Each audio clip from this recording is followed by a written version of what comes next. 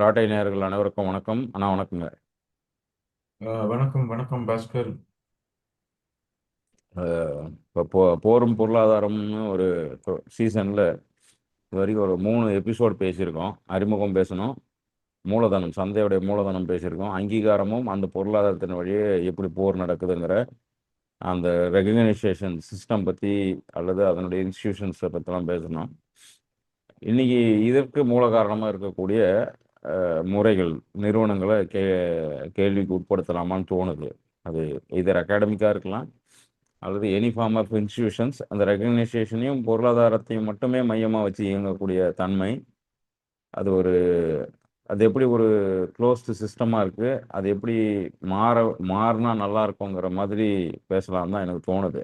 ஏன்னா இது வரைக்கும் நம்ம பேசுனது வந்து முதல்ல மூலதனம் பேசிட்டதுனால நம்ம தலைகீழ போகிற மாதிரி இருக்குது. மூலதனத்துக்கு காரணமாக இருக்கக்கூடிய அங்கீகாரம், அங்கீகாரத்துக்கே காரணமாக இருக்கக்கூடிய கல்வி முறை அல்லது நிறுவன முறைகள், இதை கேள்வி கேட்க வேண்டியிருக்கு. அதனால இன்னைக்கு அந்த நிறுவன அமைப்புகள், கல்விசார் நிறுவன அமைப்புகளும் மற்ற பொருளாதாரமோ வாழ்வியல் சார்ந்த நிறுவன அமைப்புகள் வந்து என்னவா இருக்கு, என்னவா மாறணும், நம்மளுடைய யோசனையை பகிர்ந்துக்கலாமான்னு பார்க்குறாங்க. நிச்சயமா. ம். இப்ப கேள்வி வருது சொல்லுங்க. இல்லையா? இப்போ நமக்கு வந்து இப்போ ஒவ்வொரு போரை நானே ஏற்படுத்தி நானே முடிச்சு வைக்கிறாங்கிறது தான். இப்போ எனக்கு நம்ம ட்ரம்ப் வந்து தன்னை ஒரு கிருஷ்ண பரமாத்மாவை உணர ஆரம்பிச்சிட்டாரோ, பகவத்கீதை மாதிரி விஷயத்தை எடுத்து வச்சுன்னு தோணுது சில நேரம். சொல்பவன் கண்ணன், செய்பவன் கண்ணன், துணி நிழல் தர்மம் வாழ மாதிரி திடீர்னு பேசி போறாரு. அவரு மட்டும் பேசுறது ம், இல்லாம எல்லா பிரதமரையும் பேச வைக்கிறாரு, பக்கத்துல எடுக்கிறாரு கை ம், கட்டின்னு. எனக்கு எதுக்கு இந்த பாராட்டு ம், விழா அப்படிங்கிற மாதிரி. நான் என்ன பண்ணிட்டேன்னு எனக்கு இப்போ ம். இந்த பாராட்டு விழா அப்படின்னு ஒரு ஜோக் இருக்கும்ல, அந்த மாதிரி கை கட்டி ஆமா. நிற்கிறாரு. பாகிஸ்தானோ இல்லை இந்தியாவோ ஏதோ பாதிக்கப்பட்ட அதாவது பாதிப்பை ஏற்படுத்தணும், பாதிக்கப்பட்டவன் எல்லாரையும் தாம் பக்கம் சேர்த்துக்கிறாரு. ம், அதாவது போரால பாதிக்கப்பட்டவனும் அவரால் தான், போற பாதிப்பை ஏற்படுத்தணும் அவரால் தான். இப்போ சர்வரோக நிவாரணி, அப்போ நம்மளாவது லோககுரு அது இதுன்னு பேசியிருந்தாப்புல, அது ஏதோ ஒரு அந்த இந்த மரபுல அந்த வார்த்தையெல்லாம் இருக்குன்றதுனால ஒத்துக்க முடியுது. இவர் அவரையும் தாண்டி போறாரு. தன்னை ஒரு உலகத்துக்கே மீட்பராகவும் மெசையாகவும் காட்டிக்க முயற்சி பண்றாரு போல இருக்கு. அது அப்போ இதெல்லாம் கவனிக்கும் பொழுது இன்னைக்கு அந்த ரெகக்னைசேஷன்ற இடம் வந்து அதுக்கு பின்னாடி இருக்கிற இன்ஸ்டிடியூஷனை கேள்வி கேட்க வைக்குது. அது அகாடமிக்கா இருக்கலாம் அல்லது ஏதாவது பெரிய நீதி நிறுவனங்களா இருக்கலாம், நிதி நிறுவனங்களா இருக்கலாம். இதை வந்து நம்ம இன்னும் கொஞ்சம் ஆழமா புரிஞ்சுக்கணும்னு தோணுது. நிச்சயமா நிச்சயமா. ம், ம், ம், எனக்கு என்னன்னா, அகடமிக் அண்ட் ரிசர்ச் இன்ஸ்டிடியூஷன்ஸ் உடைய ஓவரால் நிதி நிலைமை ம், எப்போ வந்து அறிவுசார்ல இருந்து ஆரம்பிச்சு அதை வந்து ஒரு பொலிட்டிக்கல் விஷயமா மாறினதுனால ம், அவங்களுக்கு தொடர்ந்து அது வந்து ஒரு பிரச்சனையாவே இருக்கு. ஒரு பக்கம் சந்தை, இன்னொரு பக்கம் அரசு. சந்தையில் என்ன நடக்குது? அவங்க வந்து பெரும்பாலான பல்கலைக்கழகங்களோ கல்லூரிகளோ வந்து அவங்களுக்கு போட்டியா யாரை பார்க்குறாங்களோ அவங்க என்ன சொல்றாங்க, அவங்க என்ன செய்றாங்க, அவங்களோட நம்ம எப்படி போட்டி போடுறது, இவங்களோட போட்டி போடணும்னா நம்ம என்னென்னலாம் செய்யணும் அப்படின்ற ஒரு மனப்பான்மை ஒண்ணு. இது பெரும்பாலானவர்களுக்கு இருக்கு, பேராசிரியர்களுக்கும் இதுதான் இருக்கு. நான் பேசுற பல பேர் லெக்சரர் ப்ரொஃபஸரா இருக்கிறவங்க எல்லாம் மற்ற காலேஜ்ல இது பண்றாங்க அதனால நாங்க இது பண்றோம், மற்ற இடங்கள்ல இது நடக்குது அதனால நாங்க இது பண்றோம், எங்க பிள்ளைங்களுக்கு வேலை கிடைக்கணும் அதனால நாங்க இது பண்றோம், எங்க கிட்ட படிக்கிறவங்களுக்கு வேலை கிடைக்கணும் அதனால இது செய்யறோம் அப்படின்னு செய்யக்கூடிய வேலைகள்ல பல வேலை வந்து இது மாதிரி வித்தியாசமான அதை வச்சு நாங்க வந்து ஒரு அகாடமிக் இன்ஸ்டிடியூஷனோ அதனுடைய ஆக்டிவிட்டீஸோ இருந்துச்சுன்னா அது பெரும்பாலும் சந்தையை நோக்கி போகும். இன்னொரு பக்கம் நீங்க இந்த துறையில மாத்திரம்தான் வந்து ஆராய்ச்சி பண்ணணும், அல்லது இந்தந்த துறைகள்ல இப்போ சமீபத்துல தெரியும், கடந்த 10 வருடங்கள்ல சமூக இயல்ல ஆராய்ச்சி ஃபோக்கஸ் வந்து மாறி இருக்கு. இது இப்படி பண்ணாம அப்படி பண்ணுங்க அப்படின்னு இதெல்லாம் வந்து ஒரு அரசியல் கண்ணோட்டத்தோட. அதுக்கு முன்னாடி இல்லாம இருந்துச்சா அப்படின்னா இல்லைன்னு சொல்ல முடியாது, அதுக்கு முன்னாடி இருந்துச்சு. ஆனா என்ன, இந்த அளவுக்கு அப்பட்டமாக அது வந்து ஒரு அரசியல் கண்ணோட்டத்தோட நடத்தப்படலை. இப்ப பெரும்பாலும் வந்து ஹியூமானிட்டிஸ்ன்னு சொல்லக்கூடிய சமூகவியல் எல்லாமே வந்து நமக்கு சோஷியாலஜியோ பிலாசபியோ இது எல்லாமே வந்து ஒரு பொலிட்டிக்கல் கண்ணோட்டத்தோட இருக்கிறதுனால ஆஹ், அதாவது இந்த போஸ்ட் ஏஐ நாலேஜ் அப்படின்னு ஒரு கேள்வி. ம். முன்னாடி வந்து நம்ம எல்லாரும் கூகுளை பயன்படுத்திட்டு இருந்தாங்க. ம். கூகுள் வந்து நீங்க ஏதோ ஒரு விஷயத்தை பத்தி கேட்டீங்கன்னா ம். அது போய் ஒரு 100, 500, 1000, 10,000, 1,00,000, 10,00,000, ஒரு ம். கோடி அப்படின்னு ம். இதை பத்தி யார் யாரெல்லாம் எங்கெங்கெல்லாம் எழுதியிருக்கிறாங்க எல்லாத்தையும் எடுத்துட்டு வந்து உங்களுக்கு முன்னாடி போடும். ம். அதுல யார் எழுதுனதை நீங்க படிக்க விரும்புறீங்க அப்படின்றது நீங்க செலக்ட் பண்ணி படிக்கலாம். ம். அல்லது இந்த கூகுள் ஸ்காலர் அது மாதிரி ஆப்லாம் யூஸ் பண்ணீங்கன்னா நீங்க வந்து அதுலயே வந்து கொஞ்சம் அந்த துறையில வல்லுநராக கருதக்கூடிய ஆட்கள் அவங்க யாரு, அவங்க என்ன சொல்லியிருக்காங்கிறத மொத்தம் பார்த்து நீங்க படிக்கலாம். ம். இன்னைக்கு இந்த ஏஐ பேஸ்டு சர்ச் எல்லாம் என்ன பண்ணிருச்சுன்னா, ம். யார் என்ன சொன்னாங்க அந்த விஷயத்தை பத்தி அப்படின்றத வந்து நீங்க முடிவு பண்ணல இனிமே. ம். நீங்க ஒரு விஷயத்த கேட்டீங்கன்னா இப்பவே அந்த கூகுள் ஜெமினி போன்ற விஷயங்கள் எல்லாம் ம். அதற்கான விடையை வந்து உங்களுக்கு நேரடியாக உங்களுக்கு எளிதாக வந்து அப்ளை பண்ணக்கூடிய அளவுல தான் வந்து அந்த இது ரிசல்ட் வந்து உங்களுக்கு வருது. ம். இப்போ நேரடியா அப்ளை பண்ணக்கூடிய அளவுல உங்களுக்கு ரிசல்ட் வந்து ஃபெச் பண்றாங்க அப்படின்னா ம். அது முடிவு பண்ணது இல்லையா? இப்போ ஒரு விஷயத்த எடுத்துட்டோம்னா அந்த விஷயத்த வந்து ஒருத்தருக்கு ஒருத்தர் மாறாக எழுதிருக்காங்கன்னு வச்சுக்கோங்களேன். ம். ஏதோ ஒரு சப்ஜெக்ட்ல ஒரு 2 பேர் ஒருத்தருக்கு ஒருத்தர் எதிரும் புதிருமா வந்து ஒரே விஷயத்தை பத்தி எழுதியிருக்காங்க அப்படின்னா ம். அதுல இந்த சாஃப்ட்வேர் வந்து எதை எடுத்துக்கும், ம். அதை எதை முன்னிறுத்தி அதை வந்து ஒரு சரிசமப்படுத்தி காமிச்சா கூட ம். இதுதான் சரியான விஷயம் ஆனா அதுக்கு இப்படியும் ஒரு ஒப்பீனியன் இருக்கு அப்படின்ற மாதிரி அது நம்ம சொல்றதுல வேரியேஷன் கொடுக்க முடியும் இல்லையா? ஆமாம். சோ இது மாதிரி வந்து ஏஐ போற ஒரு திசையில தொழில்நுட்பம் ம். ஏறத்தாழ வந்து பொலிட்டீஷியன்ஸ் கிட்ட இருந்து வரக்கூடிய இந்த பொலிட்டிக்கல் டைரக்ஷன் தான் வந்து அகடமிக்கும் இதே மாதிரி பண்ண வைக்குதோ அப்படின்னு ம். எனக்கு தோணுது. ஏன்னா அகடமிஷியன்ஸ் அட்லீஸ்ட் ரிசர்ச் ஒர்க் ஸ்காலர்லினஸ் அப்படின்னு சொல்றதெல்லாம் வந்து ம். இந்த அரசியலுக்கு அப்பாற்பட்டதாக இருக்கணும் அப்படின்றது டிசைரபிள் குவாலிட்டி. ம். ஆனா அதை சார்ந்து இயங்கும் போது ம். Either as a victim or as a beneficiary ம். ரெண்டு விதத்திலையுமே வந்து அது வந்து நமக்கு ஒரு உண்மை என்ன அப்படின்றது தெரிஞ்சுக்கிறதுக்கு முடியாத வகையில வந்து அகாடமிக்கு போயிட்டு இருக்குதோ. ம். ம். அப்படி போச்சுன்னா அடுத்த தலைமுறையோட அவங்களால எப்படி என்கேஜ் பண்ணவோ ஷேப் பண்ணவோ முடியும். ம். இதுதான் எனக்கு இருக்கக்கூடிய இன்றைக்கு இருக்கக்கூடிய கேள்விகள். இந்த ஒரு அதாவது போர் பொருளாதாரம் சொல்லும்போது ம். ம். மார்க்கெட் எக்கானமி வந்து நேரடியாக வந்து அவங்களுக்கு வாய்ப்பே வந்து போரை சார்ந்ததுதான் வாய்ப்பு, அல்லது கண்காணிக்கிறதோ சர்வைலன்ஸோ இதை சார்ந்துதான் வந்து வேலை வாய்ப்புகள் உருவாயிட்டு இருக்கு. அதனால நீங்க அதை தான் கத்துக்கணும் அப்படின்னு சொல்றது ஒரு பக்கம். ம். இன்னொன்னு இப்படிதான் நீங்க சிந்திக்கணும், அந்த ம். சிந்திப்புல இருந்தா வந்து உங்களுக்கு பயனுள்ளதாக இருக்கும்னு வந்து அவங்களுடைய சிந்தனையே வந்து மாத்தி அமைக்கிறது இன்னொன்னு. ம். ம். இது ரெண்டும் வந்து பேரலா இந்த பொலிட்டிக்ஸும் மார்க்கெட்டும் நேரடியாக வந்து பெரிய அளவுல வந்து தாக்குதல் பண்ணி ம். மாற்றத்தை ஏற்படுத்தி இருக்கோ அப்படின்னு எனக்கு தோணுது. ம். ம். இப்போ எனக்கு இப்போ நீங்கள் சொல்லும்பொழுது எனக்கு ரெண்டு ரேண்டமாக ஞாபகம் வருது. இப்போ வழக்கமாக காந்தி எழுத்துக்களையோ அல்லது இது மாதிரி உலக சமாதான அமைதி சம்பந்தப்பட்ட பேசுகிறவங்களுடைய எழுத்துக்கள் வந்து அந்த முடிவுக்கு கொண்டு வரணுன்றத விட எப்படி முடிவுக்கு கொண்டு வரணும்னு நினைக்கிறாங்க. இப்போ ட்ரம்ப்புடைய விஷயத்தையும் சரி, அந்த மாதிரி இருக்கக்கூடிய எல்லா போருமே ரஷ்யாவையோ இல்லை கொரியாவையோ தொடர்ச்சியாக கவனிக்கும் பொழுது அவர்கள் முடிவு முடிவுன்னு பேசுறதே அந்த இலக்கை மட்டுமே பேசுறது. எப்படியோ நான் இலக்கு அடைஞ்சிட்டேன்னு காட்டுறதுக்கும், எப்படி இலக்கு அடையணும் அந்த ப்ராசஸ், அந்த பாத் வந்து ஏன் கிளியரா இருக்கணும்னு பேசும்போது நிறைய அந்த போர் வேணாம்னு பேசினவங்க ஏகப்பட்ட பேர் இருக்காங்க. கடந்த 100 ஆண்டுல எடுத்தாலே நம்ம நிறைய நபர்களை காட்ட முடியும். திக் நாட் ஹான் உட்பட இதுக்கு முன்னாடி நிறைய பேரை வந்து நம்ம என்ன சொல்றது, அரசியல் களத்துலையும் பேச முடியும்.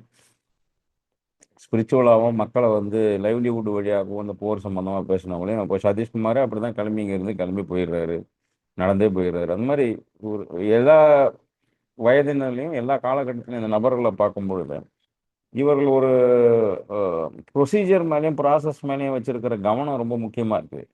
ஆனால் இன்னைக்கு இருக்கிற அரசியல் தலைவர்களோ தத்துவ அறிஞர்களோ என்ன சொல்கிறாங்கன்னா இலக்கு தான் முக்கியமாக வைக்கிறாங்க. இந்த ஷிஃப்ட் வரலாறுல வந்து எப்படி நடந்திருக்கும்? இது இது இதுக்கும் மார்க்கெட்டுக்கும் சம்மந்தம் இருக்குன்னு எனக்கு புரியுது. பட் ப்ராசஸ் மேல இருந்த கவனம் போய் எப்படி அகாடமிக்ஸ்ல வந்து சர்டிஃபிகேட் தான் முக்கியம் ஆயிருக்கோ, நீங்க என்ன படிக்கிறீங்க, எப்படி படிக்கிறீங்க, எவ்வளவு புரிஞ்சுக்கிட்டீங்கன்றதை தாண்டி எல்லாமே ரேஷியோவும் ரேட்ஸாகவும் மாறிடுச்சோ, புள்ளி விவரங்களா மாறுறதுக்கான இதுவா மாறுறது தான் அந்த எண்டுன்னு நான் நினைக்கிறேன். இவ்வளவு நடந்திருக்கு, இவ்வளவு முடிஞ்சிருக்குன்னு காட்டுற புள்ளி விவரத்தினுடைய ஒரு விளைவு தான். ஸ்டாட்டிஸ்டிக்ஸ் கொண்டு வந்த இதுதான். எங்க கல்வி நிறுவனம் வந்து இவ்வளவு பண்ணியிருக்கு, இவ்வளவு மார்க் வாங்கி வச்சிருக்கு, இவ்வளவு பேர் வேலைக்கு அமைச்சிருக்குன்ற இதுதான். பட் அந்த ப்ராசஸ் என்னவா இருந்தது, அதுல உண்மையிலே ஃபேர்னஸ் இருக்கா அப்படிங்கிற ஒரு கேள்வி எழுது. இந்த டிரான்சிஷன் வந்து சமூகத்துல எப்படி நடந்ததுன்றதும் ஒரு கேள்வி இருக்கு. உங்க உங்க பார்வை அல்லது உங்க கருத்து எப்படி இருக்கு அதுல? இல்ல இப்போ ட்ரம்ப் பண்றதை பார்த்தோம்னா நமக்கு ம். ஆஹ், வணிகம் தான் போருடைய முடிவு. ம். அதுதானே இப்போ ஆமா. நான் வந்து வணிகம் நடத்துவதை வைத்து நான் போரை முடிவுக்கு கொண்டு வந்தேன் அப்படிங்கிறாரு அவர். ஆமா. இந்தியாவுக்கும் பாகிஸ்தானுக்குமான போரை நிறுத்தினதே நான் வந்து வணிக தொடர்பு தான் முக்கியம், போர் செய்யறது முக்கியம் இல்லை அப்படின்னு நான் சொல்லி முடிச்சேன். ம். திரும்பி திரும்பி நான் வணிகத்தை முன்னிறுத்தி அப்போ அவங்க என்ன நிறுவுறாங்கன்னா, ம். எங்கள் வணிக ஆஹ், என்ன சொல்றது, அவங்களோட வணிகத்துக்கான அவங்களோட இன்ட்ரெஸ்ட் இருக்கு இல்லையா, ம். ம். ம். அது வந்து உங்களுடைய நாட்டுடைய போரை விட முக்கியமானது ம். அப்படின்னு வருகிறாங்க. அப்படின்னா என்ன அர்த்தம்னா, உங்க நாட்டுடைய இறையாண்மையை விட என்னோட வணிகம் செய்வது மிக முக்கியமான விஷயம். ம். ஆம், அப்படின்றது நிறுவப்படுறதுனால ம். இப்ப நீங்க சொல்ற அந்த பாதைக்கும் நீங்க போகக்கூடிய இலக்குக்கும் இருக்கக்கூடிய அந்த வித்தியாசம் அதுதான். ம். நீங்க எந்த பாதையை எடுத்து வந்து போர் இல்லாத நிலை அப்படின்னா, நாம வந்து இது வரைக்கும் போர் இல்லாத நிலை, இப்ப நீங்க தீஷ்ணா தன்னோ காந்தியை பத்தி பேசினாலோ மற்ற பேரை பத்தி பேசினாலோ, ம். போர் இல்லாத நிலையை நாம எதுன்னு பார்க்கறோம்னா அமைதியை பார்க்கிறோம். ம். அமைதின்னா எல்லாருக்கும் மகிழ்ச்சியான வாழ்க்கை, அங்க வந்து ஈக்விட்டி இருக்கும், அங்க வந்து ஒரு சந்தோஷம் இருக்கும், அங்க வந்து செல்ஃப் ரெஸ்பெக்ட் இருக்கும், அங்க வந்து எல்லாருக்கும் ஒரு டிக்னிட்டி இருக்கும். ம். அமைதியான வாழ்க்கையை நாம வந்து போரின் முடிவாக, அதை போர் எதுக்கு முடிக்கணும் அப்படின்னா அமைதியான வாழ்க்கையை நாம் மீண்டும் பெறுவதற்காக போரை முடிக்கணும் ம். அப்படின்னு பேசிட்டு இருந்த காலம் போய் ம். வணிக பொருளாதாரம் அதிகப்படுத்தணும், ம். அதற்காக போரை முடிக்கணும், போரின் முடிவு வந்து வணிகத்தின் பொருளாதாரம், என்னுடைய உலகமயமாகப்பட்ட வணிகம் தான் வந்து போருடைய முடிவு அப்படின்னும் போது ஒரு மாற்று பார்வை ஒண்ணு இங்க நிறுவப்படுது. ம். இது நாம புரிஞ்சுக்க வேண்டிய முக்கியமான விஷயம். ஏன்னா ம். எதை நிறுவறதுக்காக நீங்க போரை நிறுத்துறீங்க. ம். இப்போ ட்ரம்ப் ஒரு புதிய ஒரு சட்டத்தை ஒண்ணு இயற்றி இருக்காரு. அந்த சட்டத்தின் மூலமாக, ம். அது நான் முழுசா வாசிக்கல, ஆனா நான் அதனுடைய சம்மரி வாசிச்சேன் சமீபத்துல. அன்னைக்கு ஒரு 2 3 நாளைக்கு முன்னாடி அது படிக்கணும்னு வச்சிருந்தேன். அது இன்னும் முழுசா வாசிக்க நேரம் கிடைக்கல எனக்கு. ம்.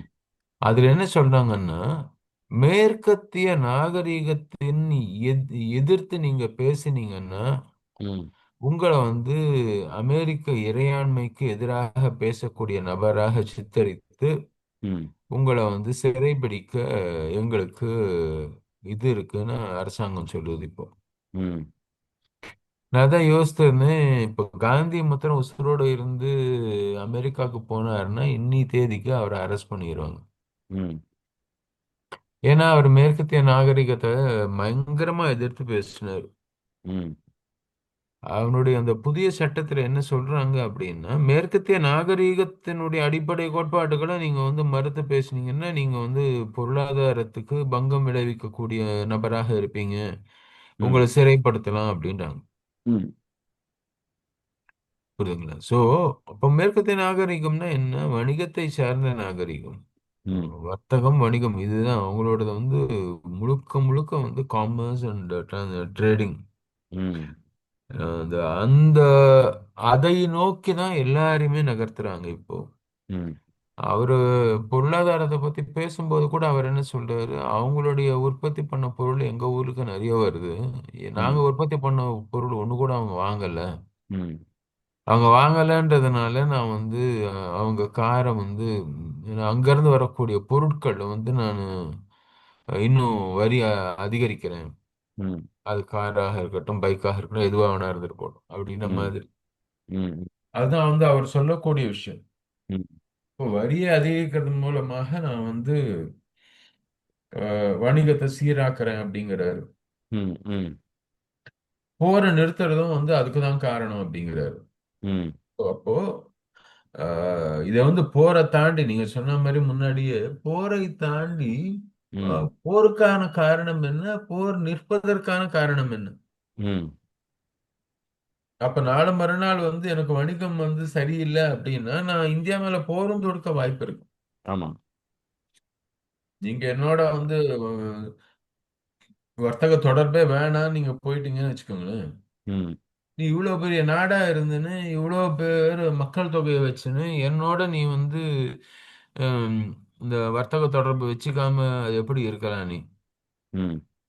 அதனால நான் உன்னோட போருக்கு வரேன் அப்படின்னு நாளைக்கு வர்றதுக்கும் வாய்ப்பு இருக்கு. ஆமா, அது ஆல்ரெடி நடக்கிறது தானே. அந்த பெட்ரோ கெமிக்கல்ஸோ மற்ற ரிசோர்ஸை வச்சு நடந்த அரசியல் நேரடியாக இல்லைனாலும் அதுதானே காரணமாக இருக்கு. நீ என்ன உன்னை எக்ஸ்ப்ளாய்ட் பண்ண விடலைன்னா உனக்கு மேலே போர் தொடுப்பாங்கிறது தானே டைரெக்டா. ம். ஆனால் இதில் ஒரு ரெண்டு நபர்கள் வந்து எப்பவுமே நான் இப்போ பீஸ் சம்பந்தமாக பேசும்போது எயின்ஸ்டனுடைய தனி தொகுப்புகள் அமைதி சார்ந்தும் போரற்ற சமூகம் சார்ந்தும் எழுதுனது ஒரு புத்தகமாக வந்திருக்கு. நல்லா இருக்கு அது. ம். தொகுத்து இருக்கிறாங்க. அவர் எங்கெங்க பேசினாரோ பல்வேறு இடங்கள்ல பேசியிருக்காரு. அதுல ஒரு ஸ்டேட்மெண்ட் சொல்றாரு. End is illusion without process. ம். ஏன்னா எண்டு ஃபேட்ஸ் அவே, ப்ராசஸ் கண்டினியூஸ் அப்படிங்கிறாரு. ம். நீங்க இலக்கை அடைந்து இப்போ நீங்க சொல்லும்போது அது ஞாபகம் வருது. இப்போ உதாரணத்துக்கு வந்து இப்போ ஒரு உடன்படிக்கைக்கு வந்துடுறோம் அப்படின்னா அமெரிக்காவோட ஒரு உடன்படிக்கைக்கு இந்தியா வந்துடுதுன்னா அதற்கு பிறகு மீண்டும் நம்ம கழுத்தை நெரிச்சு வேற ஒரு உடன்படிக்கைக்கு தொடங்க முடியும் இல்லையா? அந்த இலக்கை எட்டியாச்சு. ஒரு இலக்கை எட்டிட்டோம் அப்படின்னா அதோட நான் அவங்க நிக்க போறது இல்ல. அதுக்கப்புறம் டேரிஃப்ஸ்லயோ ட்ரேட்லயோ அல்லது அவர்கள்கிட்ட இருந்து நம்ம வாங்கக்கூடிய பொருளையோ விற்கக்கூடிய பொருள்லையோ எல்லாத்துலேயும் வந்து அவங்களுடைய தலையீடு வந்து இருக்கும். அந்த எண்டு அதோட கிடையாது, நிறைவடையல. ஆக்சுவலாக அந்த எண்டுங்கிறது ஒரு நிறைவு கிடையாது. அவங்க நினைச்சதை நடத்திக்கிறாங்கன்ற இடத்துல இருந்து அது ஒரு அந்த எண்டு ஃபேட் ஆயிடும். ப்ராசஸ் தான் கண்டினியூ ஆகும், அதே ப்ராசஸ் அப்படிங்கிறாரு எயின்ஸ்டன். இது ம். கிட்டத்தட்ட காந்தி சொல்ற மாதிரி means and ends are same. Hmm. If means are clear and ends come by itself அப்படின்ற மாதிரி ரெண்டு ஸ்டேட்மெண்ட் எழுதிக்கிறாரு அவர். ஆமா. அப்போ இதுவும் அது கிட்டத்தட்ட அப்படிதான் இருக்கு. எயின்ஸ்டன் வந்து ரொம்ப டெக்னிக்கலா பேசுற மாதிரி இருக்கு. இட் ஃபேட்ஸ் அவேங்கிறாரு. ஒரு illusion but it fades away. But process கண்டினியூஸ்ங்கிறாரு. அந்த பீஸ் மோஷன்ல இருக்கிறவங்களுக்கு வந்து இது ரொம்ப அவசியம் அப்படின்னு சொல்றாரு. ஏன்னா இட் அந்த எண்டுங்கிறதே ஃபோர்ஸ்ஃபுல்லா நடக்கிறதாகவே சொல்றாரு அவரு. ஆய்வுகள்லையுமே. இப்போ நீங்க வந்து இலக்கை முடிவு பண்ணிடுது, ஒரு அரசாங்கம் இலக்கை முடிவு பண்ணி ஆய்வு பண்ண சொல்லுதுன்னா அது வந்து ஒரு ஃபோர்ஸ்ஃபுல் ஆராய்ச்சிங்கிற இடத்தெல்லாம் பேசுறாரு அவரு இறுதி காலங்கள்ல. அந்த என்ன சொல்றது? அவருடைய மற்ற நபர்களுடைய உரையாடலாம் எடுத்து பார்த்தா, அந்த அந்த அந்த பீஸ் சம்பந்தமாவும், சோஷியல் இஷ்யூ சம்பந்தமாவும் எயின்ஸ்டன் பேசின கட்டுரைகள், எழுதின கட்டுரைகள்லாம் எடுத்து பார்த்தா, அவர் தொடர்ச்சியா இந்த விஷயத்த வலியுறுத்திக்கிட்டே இருக்கிறாரு. ஏன்னா, அந்த இலக்கு என்பது பெரும்பாலும் ஃபோர்ஸா தான் இருக்கு. ஒரு திட்டமிட்டு குடுக்கப்படுற ஒரு அழுத்தத்தினால தான் நம்ம அந்த எண்ட ரொம்ப கவனமா வச்சிருக்கிறோம். ஆனா ப்ராசஸ் என்பது ஃபோர்ஸால நடக்கிறது இல்ல. அது பை அண்டர்ஸ்டாண்டிங் அப்படிங்கிறாரு. அ ஏன்னா அது அச்சீவ் கிடையாதுல்ல. ப்ராசஸ்ன்றது நம்ம ஏதோ அடையறது கிடையாது. அச்சீவ் பண்றது இல்ல.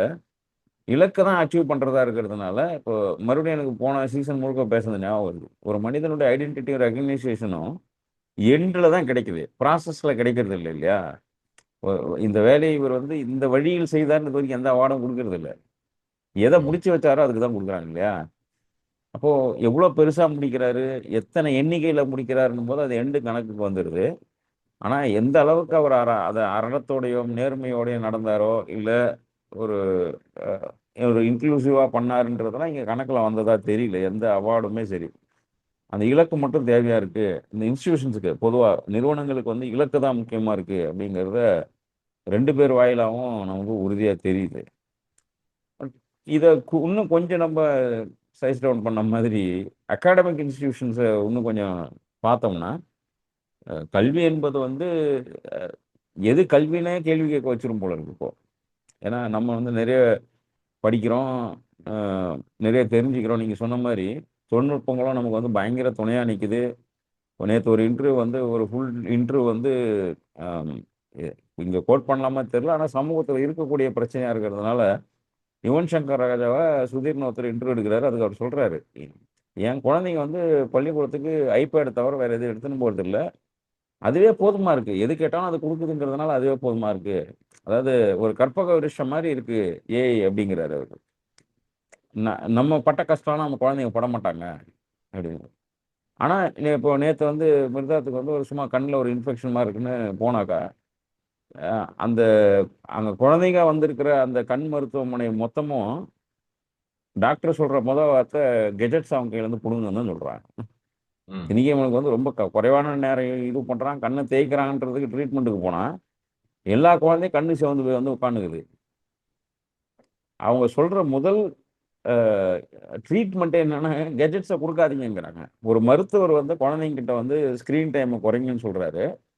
சமூகத்தில மதிக்கப்படுற நபர்கள், அரசியல்வாதிகள், கலை இலக்கியத்தில இருக்கிறவங்க, கல்வியாளர்கள்லாம் என்ன பண்றாங்கன்னா, இத ஒரு மெசையா மாரி பார்க்குறாங்க. இந்த தொழில்நுட்பத்த ஒரு மெசையாவா பார்க்கிறது. அப்போ அகாடமிக்கோட இந்த தொழில்நுட்பத்த இணைக்கும் பொழுது, அ எந்த கேள்வியும் மட்டும் நம்ம ஏத்துக்கிறோமோன்னு தோணுது. மத்த இடங்கள விட. ஒரு ஒரு ஒரு கல்வி நிறுவனம் சொல்லும்பொழுது இப்போ ஸ்கூல்ஸ் எல்லாம் ஃபோன குடுன்னு சொன்னப்போ குடுத்தோம். ஆனா ஃபோன வந்து அவங்க கையில இருந்து வாங்குறதுக்கு எவ்வளோ முயற்சி பண்ணுது ஸ்கூலு முடியல. பேண்டமிக்ல அவசர அவசரமா முடிவு எடுத்தோம். ஒரு ஒரு 4 நாள் சும்மா இருந்தா கூட குழந்தைங்க வந்து பின்னுக்கு தள்ளப்பட்டுருவாங்க. கைவிடப்பட்ட குழந்தைங்களா ஆயிடுவாங்க. No one can be left அப்படி இப்படின்னு ஏதோ புதுசு புதுசா பேசி வேக வேகமா எல்லாருக்கும் ஆக்சுவலா செல்ஃபோன் வாங்கி குடுக்குறத ஒரு தான தர்மமாவே எல்லாரும் பண்ணாங்க. இல்லையா? ஒரு கல்விக்கான ஒரு உதவி மாதிரி நோட்டு புத்தகம் மாதிரியோ பண்ணோம். அது நிறைய பண்ணாங்க. பட் இப்போ அந்த குழந்தைங்க கிட்ட இருந்து அந்த அந்த ஸ்க்ரீன் டைம குறைக்கிறதுக்கோ, கன்சம்ப்ஷன்ல அதில இன்னும் நம்ம ஸ்ட்ரீம்லைன் பண்ணல. நேத்து தான் ஆல்ட்மன் சொல்றாப்புல 18 வயசு கீழ இருக்கிறவங்களுக்கு தனியாவும், 18 வயசு மேல இருக்கிறவங்களுக்கு தனியாவும் ChatGPT நாங்க பில்ட் பண்ண வேண்டியிருக்கு. நேத்து ஒத்துக்கிறாப்புல அவரு. தப்பு பண்ணியிருக்கோன்னு. ஆனா அது என்ன எதிர்பார்க்குதுன்னா, ஐ அம் அடல்ட்ன்னு நீங்க சொல்ட்டீங்கன்னா அது ஒத்துக்கும். அதுக்கு என்ன தெரியும் உங்கள வேலிடேட் பண்றதுக்கு? நீ அடல்ட்டா? நீ மைனரா? அப்படின்றதெல்லாம் அதுக்கு தெரியாது. அப்போ அடல்ட் கன்டென்ட் ஆக்சுவலா இதனுடைய பின்புலம் என்னன்னா, அடல்ட் கன்டென்ட் இனிமே ரொம்ப சாதாரணமா கிடைக்கும்னு அர்த்தம். நீங்க ம், மத்த ஏஐல போய் ஜெனரேட் பண்ணும்போது பிரைவசி பாலிசின்னு வந்துருது. இப்போ நீங்க வந்து டீப் ஃபேக் பண்றதுல நீங்க செல்ஃப் டிக்ளரேஷன்ல டீப் ஃபேக் பண்ணியிருக்கீங்க. ம், என்னன்னா நான் அடல்ட்ன்னு சொல்லும்போது அது வந்து எந்த கேள்வி இல்லாம பண்ணிடுது. இப்போ உதாரணத்துக்கு நோ பிரைவசி இஷ்யூ ஐ அம் அடல்ட்ன்னு நீங்க ஒரு ஸ்டேட்மெண்ட்ட சேர்த்து சொல்லிட்டீங்கன்னா, இந்த ஏஐ எல்லாம் என்ன பண்ணிக்குதுன்னா, நான் அடல்ட்ன்னு எடுத்துக்குது. எழுத தெரிஞ்சா போதும் அடல்ட் இந்த ஸ்டேட்மெண்ட்ட. அதற்கு பிறகு டீப் ஃபேக்க கிரியேட் பண்ணுது. அது நியூடிட்டியா இருக்கலாம், அல்லது ஃபைனான்சியல் சம்பந்தமா இருக்கிற ஃபேக் வீடியோஸா இருக்கலாம். எதுவோ எனி கைண்ட் ஆஃப் டீப் ஃபேக்க வந்து உருவாக்குறதுக்கு, நீங்க வெறும் செல்ஃப் டிக்ளரேஷன் பண்ணா போதுமா இருக்கு. ம், நான் இவன் தான், நான் இதுதான்னு. நாளைக்கு இதே ப்ராம்ப்ட்ட வந்து ஒரு குழந்தை பண்ணி, அதன் வழியாக இந்த நுகர்வுக்குள்ள போகும்பொழுது, என்னென்ன சிக்கல் அனுபவிக்கிறாங்கன்னு இன்னைக்கு வந்து அமெரிக்கால பல ஆய்வுகளும், கட்டுரைகளும் வெளில வருது. தற்கொலை ம், தூண்டக்கூடிய ஒரு இயந்திரமா இருக்குன்னு ஆய்வு வருது. செல்ஃப் மெடிகேஷன் பண்ணி சாவறவங்கள பத்தி ஆய்வு வருது. இல்லையா? அலோபதியில செல்ஃப் மெடிகேஷன் ரொம்ப பெரிய சிக்கல்ல கொண்டு போய் விட்டுருது. இல்லையா? அப்போ அதுக்கான பாலிசி நம்மகிட்ட இல்ல. மருந்து வந்து இப்போ ஹோம் டெலிவரிங்கிறதுனால யார் வேணா ஆர்டர் போடலாம். இல்லையா? ம், இத நம்ம சுதந்திரம்னு நெனைக்கிறோம். அப்போ எ அ ஒருத்தர் வந்து என் உடம்ப நான் சிதைச்சுக்கணும், செல்ஃப் டிஸ்ட்ரக்ஷன் பண்ணணுன்றது சட்ட ரீதியா தப்பு இல்லையா? தற்கொலையோ அல்லது செல்ஃப் டிஸ்ட்ரக்ஷன் பண்ணிக்கிறது சட்ட ரீதியா தப்புனாலும், இந்த தொழில்நுட்பம் அதுக்கு துணை நிக்குது. இந்த இந்த இந்த இ காமர்ஸ் மார்க்கெட்டும் சரி, இந்த ஏஐயும் சரி 2ம் இணையும் பொழுது, அங்க வந்து ஒரு ஒரு நியாயமான ஒரு கல்வி முறை அங்க நடக்கல. அப்போ அங்க வந்து இன்ஃபர்மேஷன் ஷேரிங் இருக்கே தவிர, அங்க நம்ம கத்துக்கல. அங்க அது வந்து பை அண்டர்ஸ்டாண்டிங் அதுல நம்ம செய்யல. இப்ப இது இருக்கு, எனக்கு இப்படி இருக்கு, எனக்கு இப்படி இருக்கு. இப்ப உதாரணத்துக்கு கனடால வந்து அசிஸ்டிவ் டெத்த வந்து ஒரு 7 வருஷமா நெறைய பண்றாங்க. கிட்டத்தட்ட 7% மக்கள் வந்து மெடிக்கல் அசிஸ்டிவ் டெத்ல தான் சாவுறாங்க. எனக்கு வாழ பிடிக்கலன்னு சொல்லிட்டு சாவறவங்களோட எண்ணிக்கை வந்து 7% இருக்கு கடந்த 6 ஆண்டுகள்ல. 100 பேர் செத்தா 7 பேர் வந்து என்ன கொன்னுடுங்கன்னு சொல்லி சாவறாங்க. அப்படின்னா, இது வந்து லீகல் ஃப்ரேம் ஒர்க்கு படி நடக்கணும். அதுக்கு ஒரு டாக்டர் வேணும். இவர் ஏன் சாவணும்னு நெறைய அதுக்கெல்லாம் அது பெரிய ப்ராசஸ் போல இருக்கு. ஒரு டிரான்ஸ்பிளான்ட் மாரி ஆர்கன் டிரான்ஸ்பிளான்ட்டோட பெரிய ப்ராசஸா இருக்கு. அது ஆனா, இதுவே வந்து நீங்க ஒரு ஏஐ கிட்ட போய் உங்கள டிஸ்ட்ரக்ட் பண்ணிக்கிட்டு கேட்டீங்கன்னா, அந்த நான் சொன்ன மாரி மெடிக்கல்லி அசிஸ்டிவ் டெத்ல குடுக்கப்படுற ட்ரக்ஸ் எல்லாம் ஏஐ சொல்லிடுது. அத நீங்க காமர்ஸ் சைட்ல வாங்கி சாப்பிட்டுட்டு தூங்கிடலாம். தற்கொலையுடைய வேற ரகம். உங்கள ஏன் நீங்க தற்கொலை பண்ணீங்க? எப்படி பண்ணீங்க? வழி இல்லாம செத்துர்றீங்க அப்படிங்கிறதெல்லாம், இன்னைக்கு அங்க வந்து பெரிய சர்ச்சையா இருக்கு. நம்ம இன்னும் அந்த இடத்துக்குலாம் நகரல. 1, 2 தான் நம்ம இந்தியாவும் ஈஸ்ட் ஏசியன் கண்ட்ரிலயும் இந்த ஏஐ பயன்படுத்துறது 2 விஷயத்துக்கா இருக்கு. ஒண்ணு வேலையை எளிமைப்படுத்தி தகவல சுருக்குறது, பெருக்குறது அப்படி இருக்கு. இன்னொன்னு ஜெனரேட்டிவ் ஏஐல நம்ம நின்னுட்டோம்.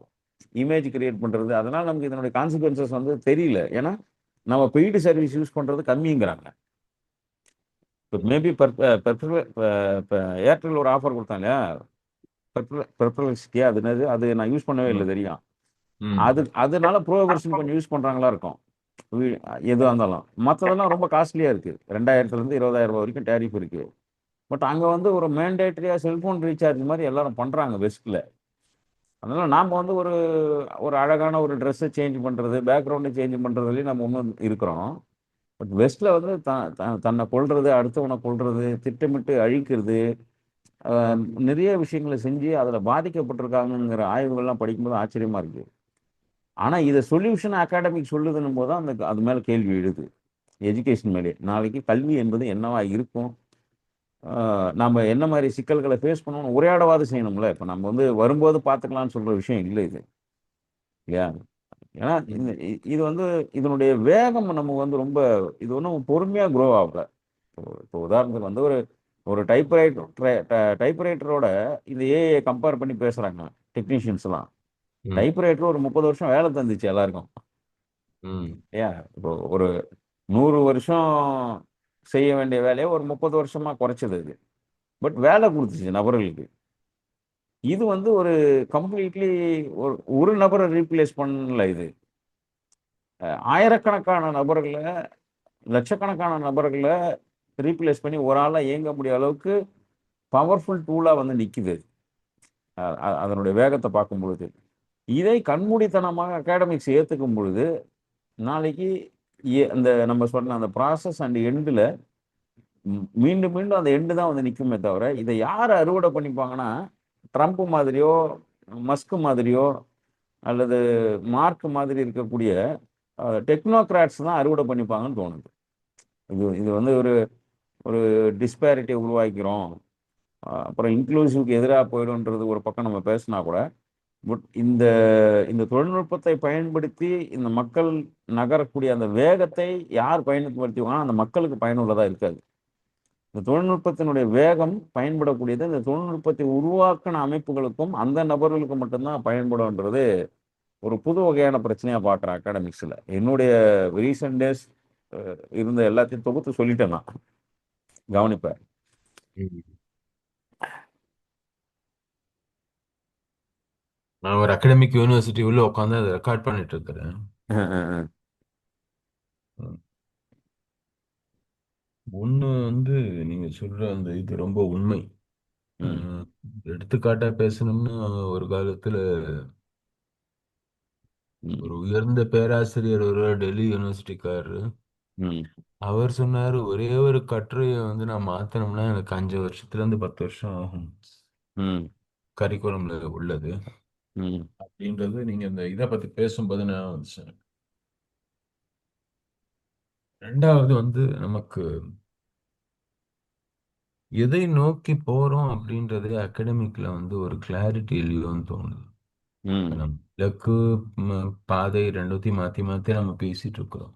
ம், இன்னைய தேதிக்கு எந்த இலக்கை வந்து நீங்க அடையணும்னு விரும்புறீங்க? உங்க மாணவர்கள் ஏதோ ஒரு இலக்கை நோக்கி போகணும். ம். அதுல ரொம்ப ஷார்ட் சைட்டடா போயிட்டோம்னு எனக்கு தோணுது. ம். அதாவது நான் இந்த காலேஜில் இந்த வேலை செய்கிறேன் ம். அப்படின்னும் போது என்ன வேலை செய்றீங்க அப்படின்னு கேட்டானா பெரும்பாலும் பதவியை தான் சொல்றாங்க எல்லாரும். ம். நான் இப்போ சமீபத்தில் ஒருத்தர்கிட்ட கேட்டேன், நீங்க என்ன பண்றீங்கன்னா ஏதோ ஒன்று சொன்னார், இந்த இந்த கம்பெனியில இதுவா இருக்கேன் அப்படின்னு. இந்த ம். நிறுவனம், அவர் அகடமிக் இன்ஸ்டிடியூஷன் வேலை செய்யறாரு. ம். நான் கேட்டேன், இல்லை நீங்க என்ன செய்றீங்கன்னு. ம். எங்க நிறுவனம் வந்து இதெல்லாம் செய்யுது அப்படின்னு. நான் சொன்னேன், ம். நீங்க என்ன பண்றீங்கன்னு சொல்லுங்க. ம். ஏன்னா பெரும்பாலும் இந்த நிறுவனங்களுடைய ஆஹ், இது எதை எப்படி நான் பார்க்கிறேன்னா, நிறுவனங்களுடைய இலக்கையும் தன்னுடைய இலக்கம் வந்து சிங்க்ரனைஸ் ஆகாமையே இருந்துருதோன்னு தோணும். ம். நேற்று ஒரு அகடமிஷியனோட பேசிட்டு இருந்தப்போ அந்த அம்மா ஒரு ஆங்கில சொல் ஒன்று இதுக்கு பயன்படுத்தினாங்க. ம். அலைன்மெண்ட் ஆர் ஃபிட்மெண்ட் அப்படின்னாங்க. ம். ம். ம். அலைன்மெண்ட்டோ அல்லது ஃபிட்மெண்ட்டோ வந்து தனிநபர் அகடமிஷியனுக்கும் நிறுவனத்துக்கும் ஒத்து போச்சுன்னா, ம். ஃபிட் ஆயிடுச்சுன்னா, ம்.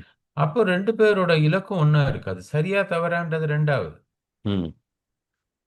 ஆனா பல நேரங்கள்ல அகடமிக்ல இருக்கக்கூடிய இன்ஸ்டிடியூஷனோட இலக்கு வந்து இன்ஸ்டிடியூஷனோட ஃபவுண்டர்ஸ் எதுக்காக போட்டிருக்கிறாங்க, எதுக்காக ஆரம்பிச்சாங்கன்றதை பேஸ் பண்ணி இருக்கும்.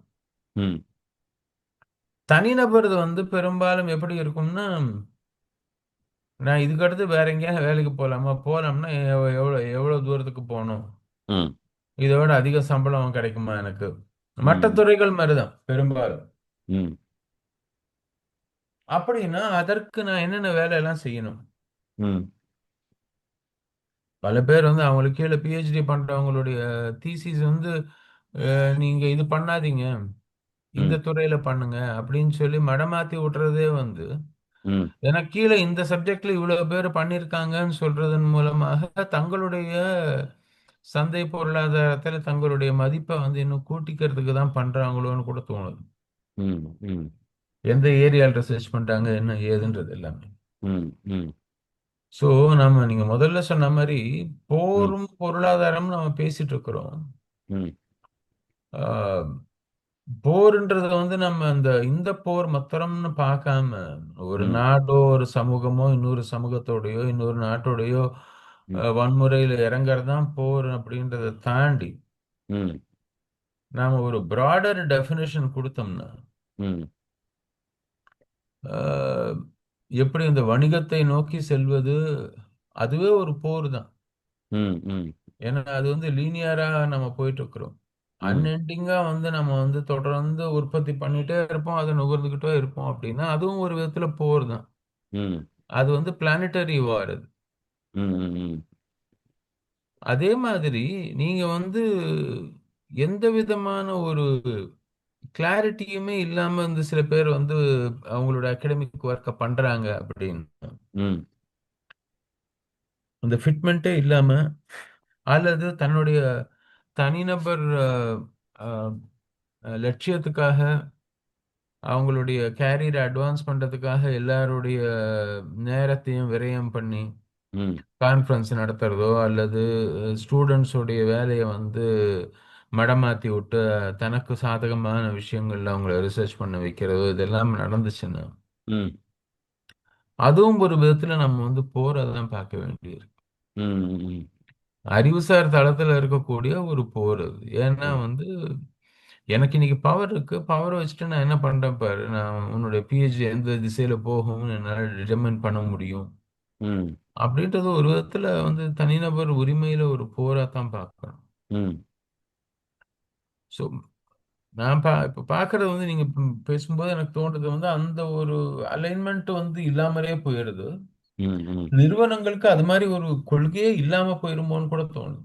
நாங்க ம். ஆரம்பிச்சிட்டோம் ஏதோ பண்ணிட்டு இருக்கோம் இன்னி வரைக்கும் அப்படின்னு சமீபத்துல ஒரு அகாடமிக் இன்ஸ்டிடியூஷன் போயிருந்தேன். ம்.